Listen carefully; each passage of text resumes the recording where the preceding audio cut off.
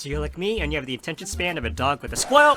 Then here are 5 quick tips and strategies to help you cook up this oversized lobster. Tip number 1, an ultimate for an ultimate. Frostbot's ultimate is one of the single most dangerous attacks in the game. If you get caught all by yourself, you die.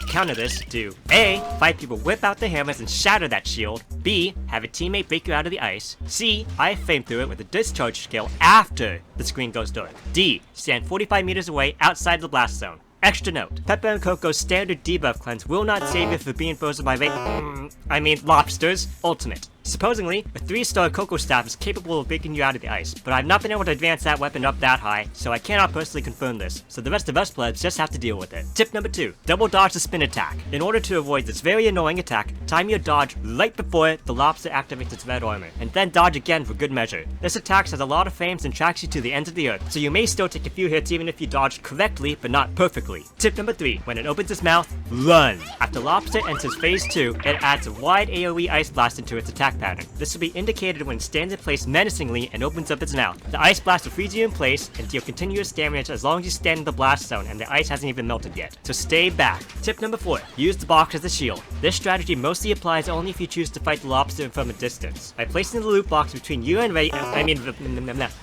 Frostbot, some of its projectiles will be blocked and it will severely slow down its onrush when it tries to charge you like a bull, giving you more time to get out of the way of this damaging attack. Tip number 5, avoid the claws. This may seem like an obvious tip, and with how slow these attacks are, it hardly seems worth noting. However, if Frostbot catches you slacking off, each of these attacks would do massive amounts of damage. The double vice grip in particular can easily wipe off 50% of your HP in a single go, so do not go sleeping on this lobster. And these are the most important tips and strategies to keep in mind in order to cook up yourself a lobster. As long as you keep these strategies in mind, you'll be cakewalking and gacha reasons for days, or at least until you run out of keys. Squirrel!